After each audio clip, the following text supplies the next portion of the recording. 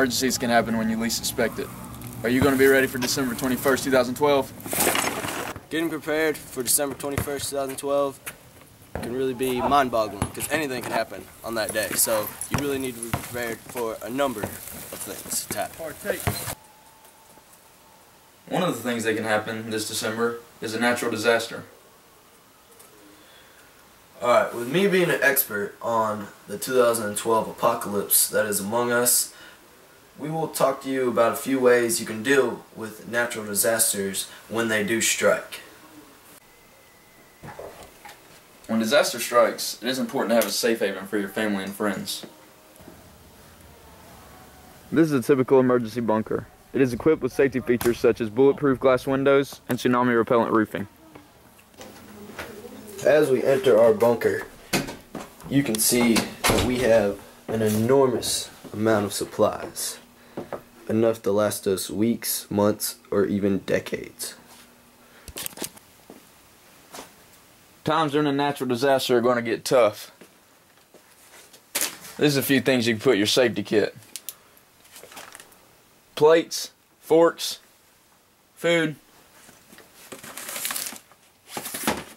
and liquor, in case you want an easy death. Food's usually important too, though. Also, among our supplies, we have some tanks of oxygen in case our air supply gets depleted or, toxic for some reason. Fire, which is basically an infinite amount of energy. You can light something on fire, burn for days. We have a lot of stuff that you can do that with down here.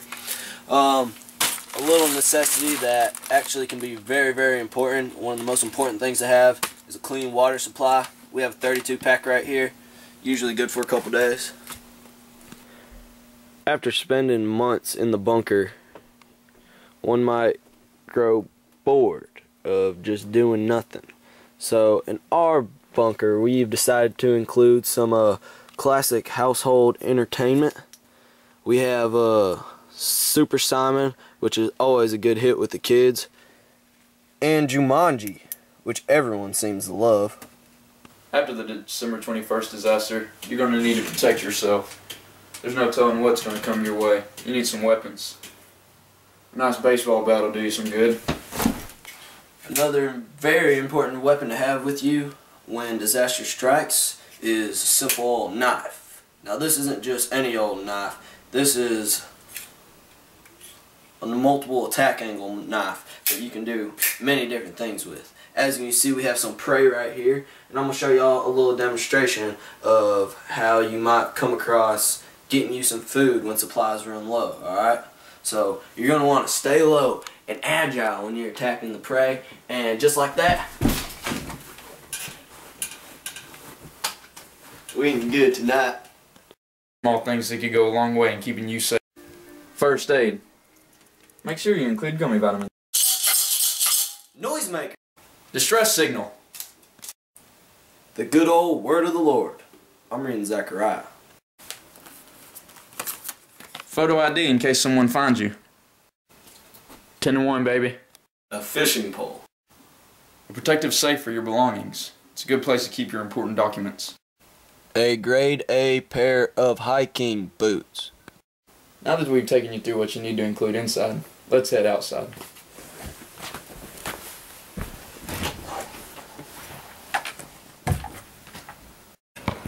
In the case of a natural disaster occurring on December 21st, 2012, such as an earthquake or a meteor shower, our fortress could be compromised.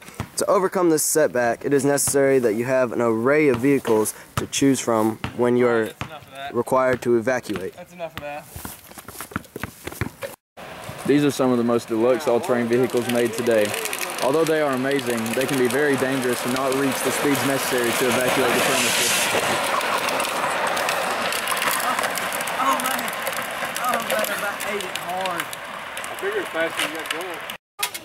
Okay, this is a good evacuation vehicle because it's equipped with a number of different features, including interior safety harnesses to keep you safe during off-road experiences. There's also a large amount of interior cargo space.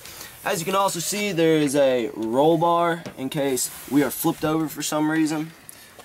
On the outside, it is equipped with some military-grade armor. Bullets will not penetrate those, neither will heat-seeking missiles or lasers. Alex, talk to him about the tires on this. The tires are good to go over any surface, including rocks, water, Magma, and more rocks. They're also black, in case it's dark and you don't want anybody to see you. This is a good evacuation vehicle, primarily because of its speed. It can go 0 to 60 in 3.8 seconds. When you're evacuating the premises, you also need some weapons, like pepper spray,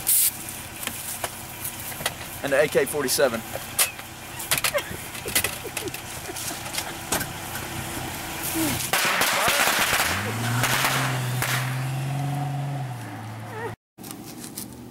In the case of indoors not being an option or vehicles, you might have to take cover outside, and it's important to know some survival techniques so you can survive in the wild. Make sure you know your terrain. A good sense of land could be crucial to your survival. Know somewhere that you can get high off the ground, like a tree. Another tool you always want to carry on your side is a flashlight. You never know what could be going on in the dark. There's all kind of wild animals, pedophiles, zombie rapists. No telling who or what they could be getting into. It might not be obvious, but a good knowledge of what kind of clothing you're wearing can be very important also.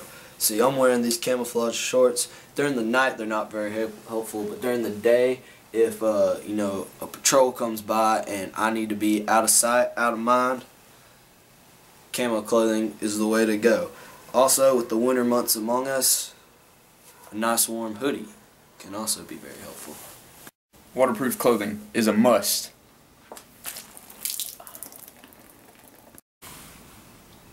Don't screw yourself over by not being prepared. So, we've went over a few basics of what you're going to need when all hell breaks loose on December 21st, 2012, and what you're going to have to do to survive in the days after it. Remember, the most important aspects to your survival are 1, a good safe haven. Reliable evacuation vehicles are also necessary. And your basic survival skills can get you a long way. Well guys, it's been fun. Hope you're ready.